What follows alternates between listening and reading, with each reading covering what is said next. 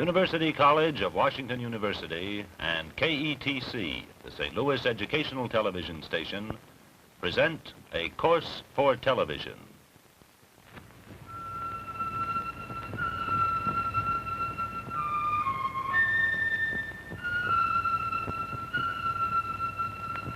The Religions of Man, with Dr. Houston Smith, Associate Professor of Philosophy at Washington University.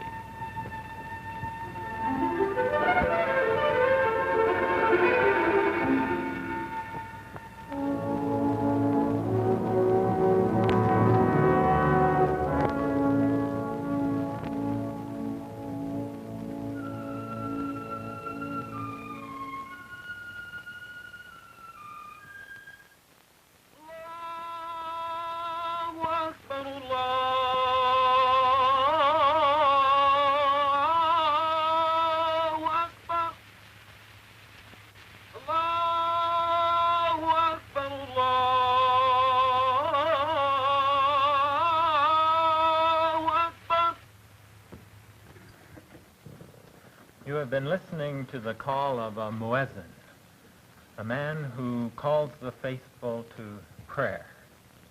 5 times a day throughout the Muslim world, this man mounts to the minaret of his mosque and, in a clear and penetrating voice, just as you have heard it, calls the faithful to prayer.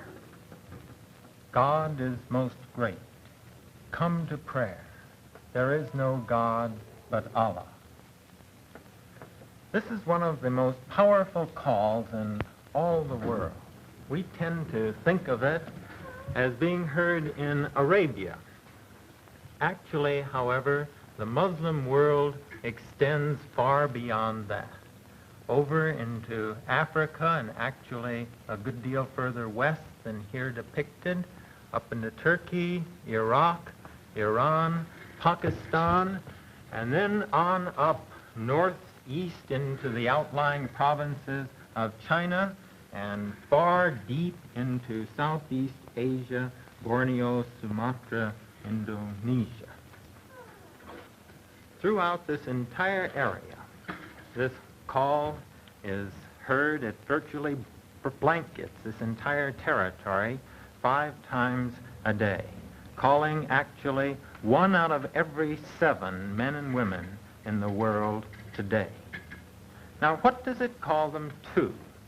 Well, to prayer, of course, but deeper than that, it calls them to an entire way of life, an outlook on the world, on man, and on God, which shapes the life of the Muslim down to its minutest detail. Last week, we considered some of the basic ideas in this outlook. We noticed how it focused in the idea of Allah, the God, all-powerful yet merciful, farther than the farthest yet nearer to man than the vein of his neck. We noted how theoretically for every Muslim his life should be a constant outpouring of gratitude towards God translated into action and love for his fellow man. We noted how every Muslim regards his actions as under constant surveillance and judgment by God, so that he will be called and held accountable for his every deed on the day of judgment following this life. Those were some of the great underlying ideas of Islam which we attended to last time. Now this time we want to move in on this religion to see what are the basic practices which it involves. And this is going to be comparatively simple.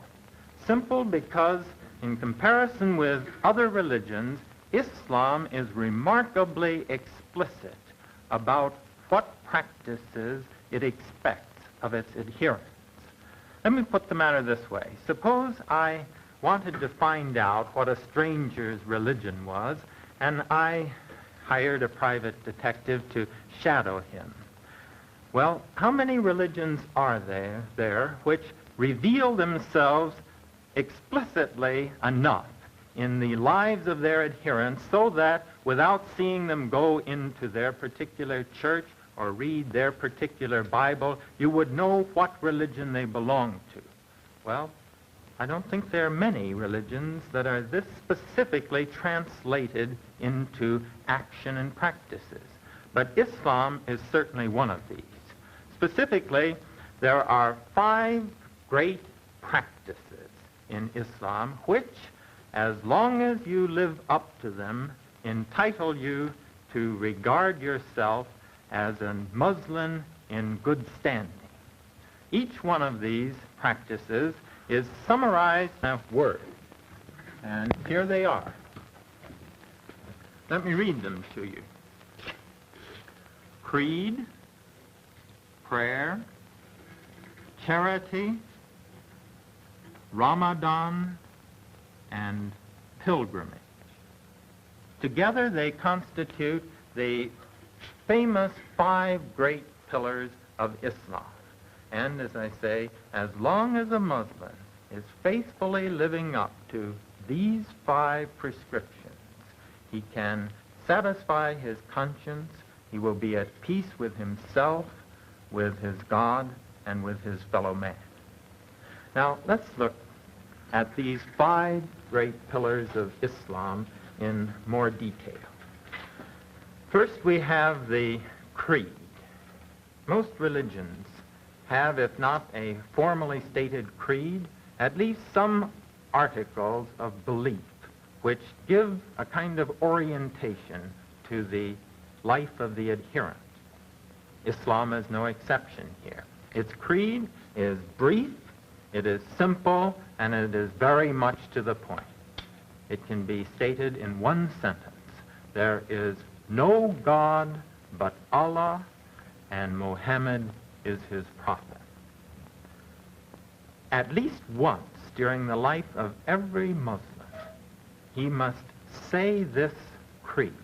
Actually, of course, he will in practice say it many times during the day, each day usually, but at least once in a lifetime he must say this creed slowly, correctly, thoughtfully, aloud, with full understanding and with deep conviction as to its truth.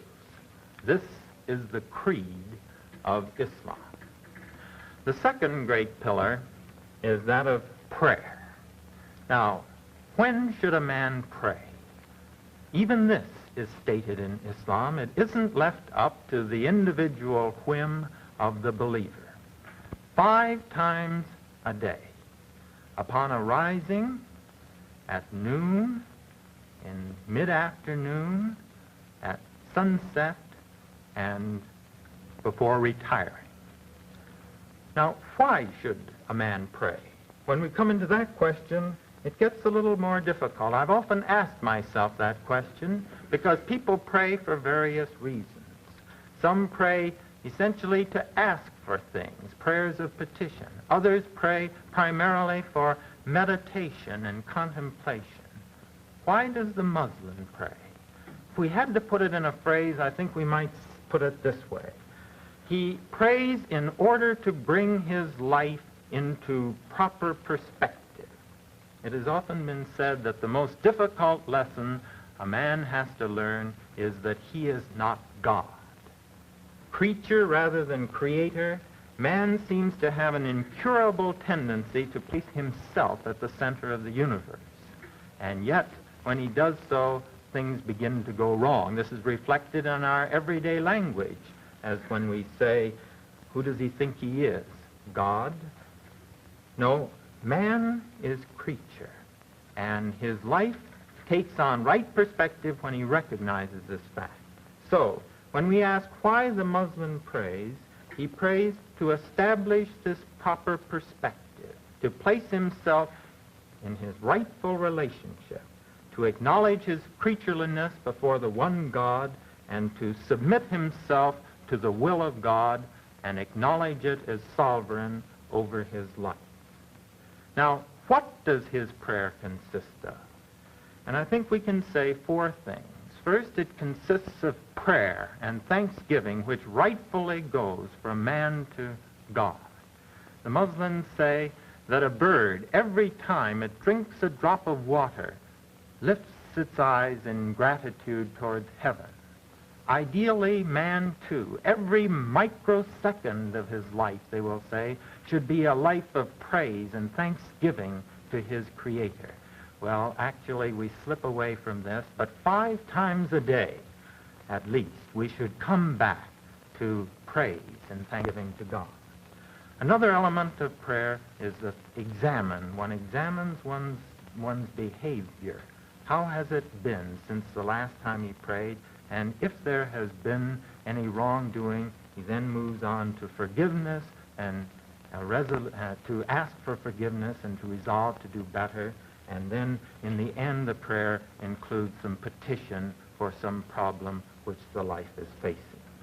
When we ask how the Muslim prays, he prays always facing Mecca, and his prayer is a combination of vocal utterances plus gestures, which begin with the hands parted to the side of the face and then move towards a folded position, and then the supplicant will bow and touch his hands to his knees and rise again to his full height, and then sink slowly to the earth and bring his head to the ground in acknowledgement of his submission to God and his desire to follow the will of God.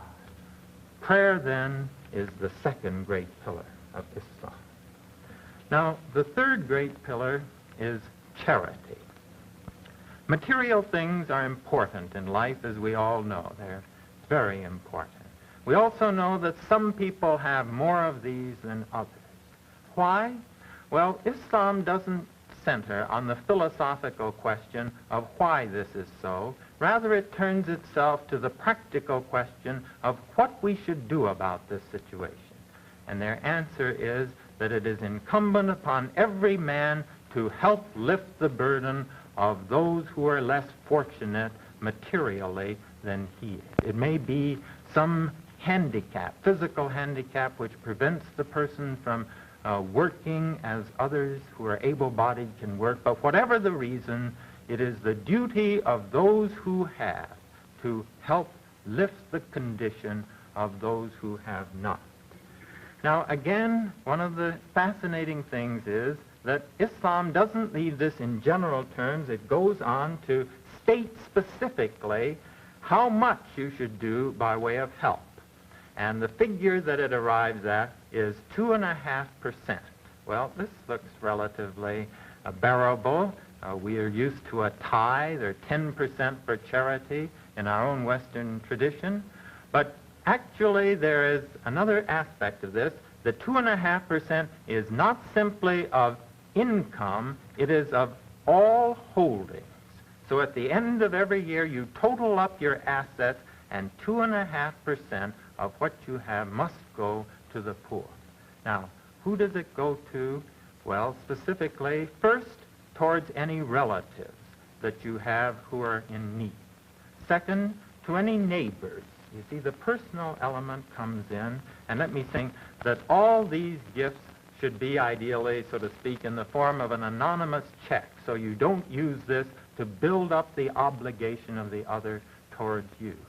And then after your relatives and neighbors are taken care of, the wayfarer comes next. People who are on the move are often in need. We should do what we can to help them. And then finally, if there's any left over, then through public agencies who administer this, we can turn it over to them. Well, to us in the West, who are used to social insurance and various relief agencies which operate on vast scales, this may look very crude and inefficient. But we ought to keep in mind that before Mohammed, there was nothing in this area. And instituting this rule of 2.5% of all one's holdings towards those who are less fortunate was truly a revolutionary economic measure. Now, to the fourth great pillar.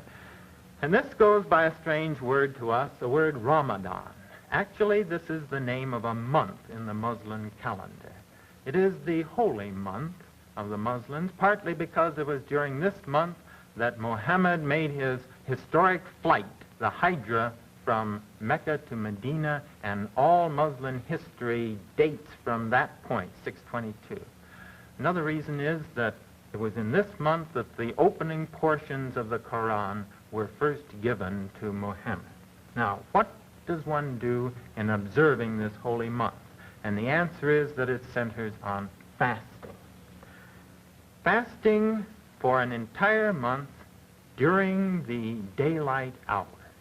From the time that dawn breaks, that's even before the sun rises, from the time the dawn breaks to the time the sun sets, no water, no food must pass your lips.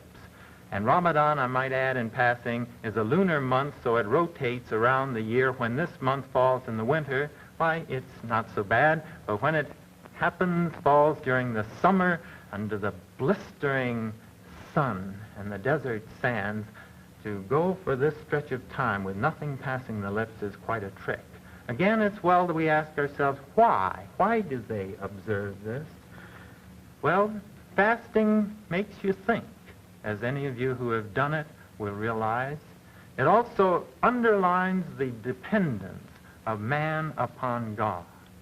Man, as they say in the Quran, man is frail, frail as a rose petal. But we have airs and pretensions. Fasting underlines our dependence upon God. And a final, very good reason, they say, is that it augments our compassion.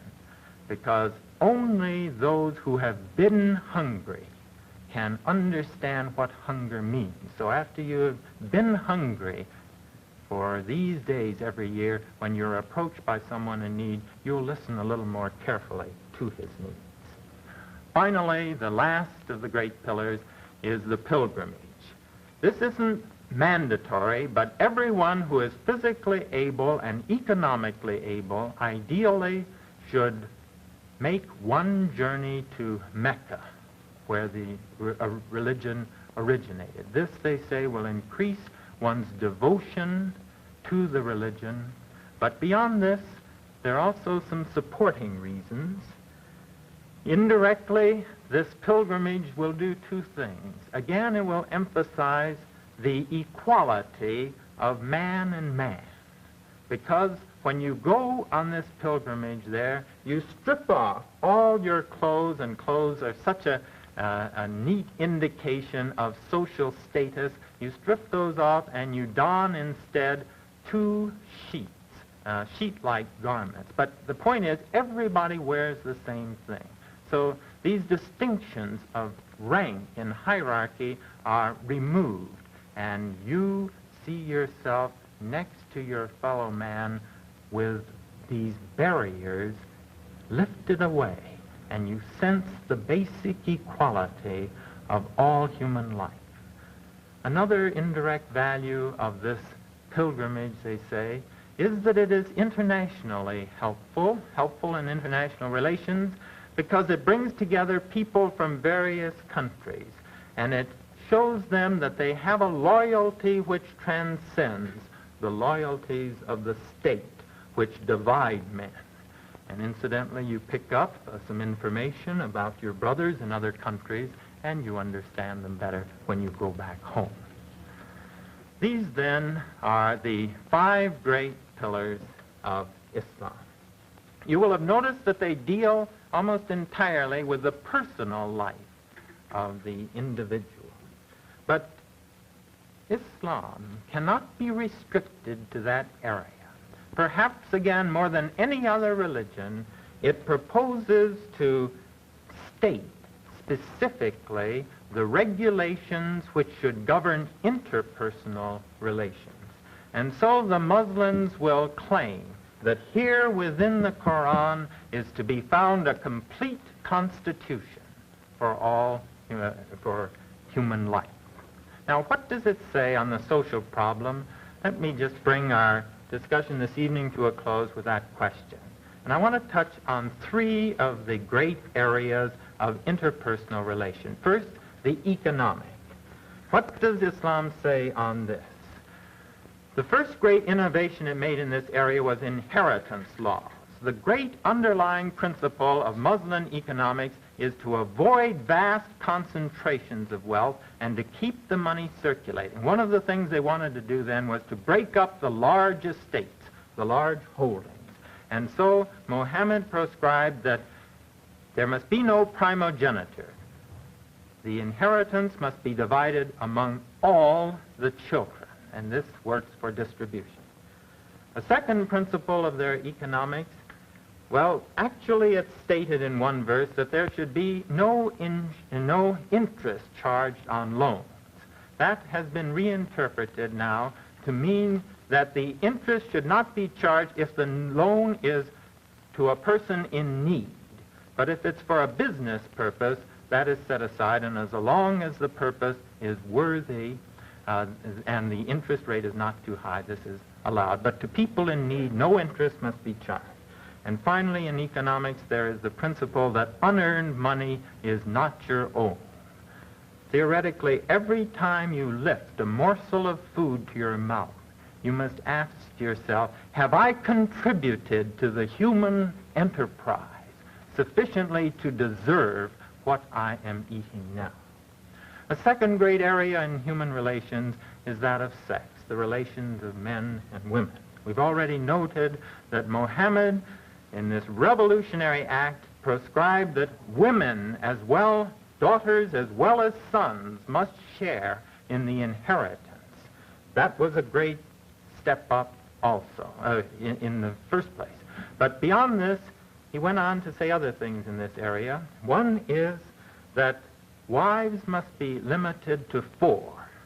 Islam is often caricatured as advocating 4 wives and introducing polygamy. That, of course, is not true. It does not forbid polygamy, but what it does say is to introduce the ceiling of 4, and moreover, it adds this very important thing. It says that all wives must be treated equally, and any man who cannot live up to this not too simple injunction must confine himself to 1. The last area that we will touch on is the area of force. You see, these two. Oh, I want to say one other thing about while we're talking about sex, because it really comes in here, I guess, as well as any. One great stress in Islam is on the absolute equality of races. And they go to the ultimate on this and say that complete equality will not come until intermarriage, actually, is accepted. That's the final test of complete equality. And so they say that Abraham married a colored woman, Hagar. They say that Muhammad married a Negro. Actually, Muhammad's color was probably that of Jesus, white with a very deep tan. But he married a Negro, and he had one of his daughters, gave one of his daughters in marriage to a Negro. All this to underline the absolute equality of the races. Well, now finally in the area of force, this, along with the matter of the wives, is of course where Islam has come in for great caricature in the West.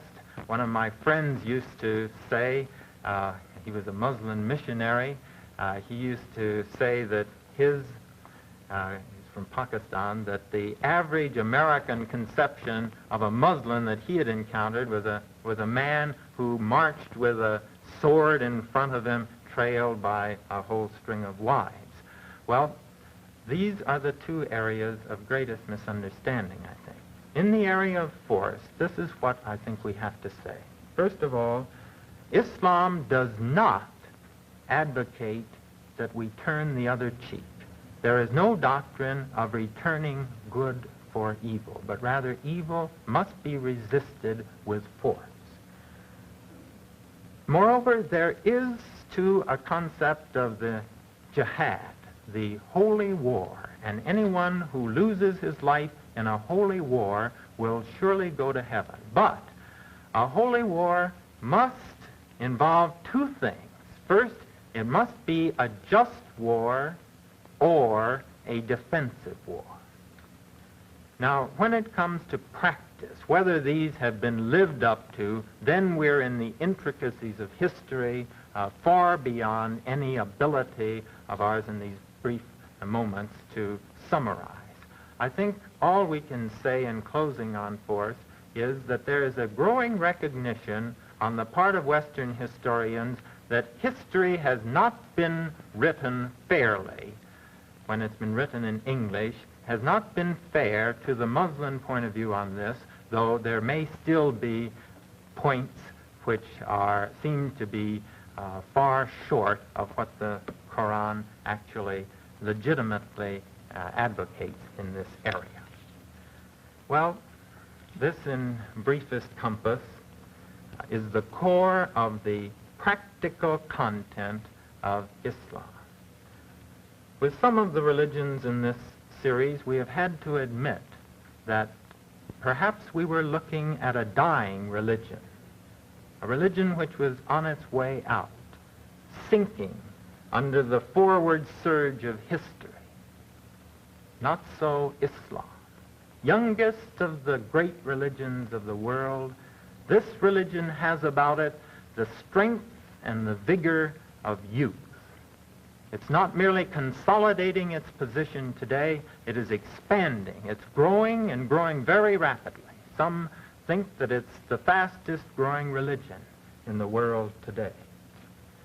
We open this evening with the muezzin's call to prayer, and I would like to close with this also. Some of you may never hear this call again in your life. On the other hand, if you should, I hope it will bring back to you some images. The straight path, the 5 pillars of Islam, the simple camel driver, Muhammad, who responded to a call and transformed his world. Allahu Akbar, Allahu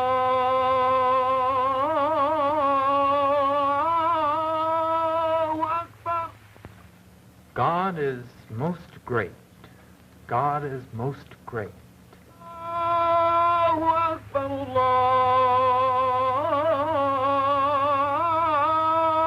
Akbar. I testify that there is no God but Allah. La ilaha illallah. I testify that Muhammad is the prophet of Allah. La ilaha illallah.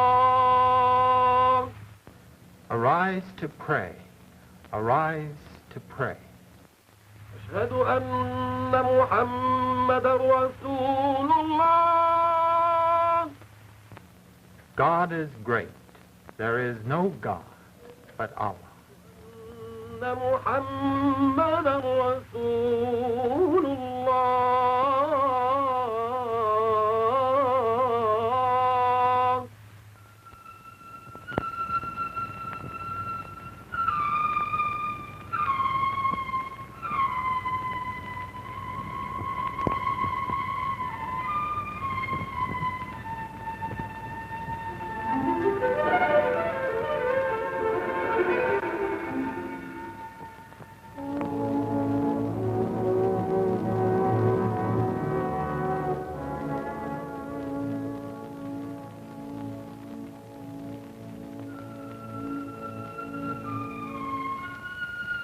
The Religions of Man is produced by Washington University and KETC Channel 9, the St. Louis Educational Television Station and Production Center. This is NET, National Educational Television.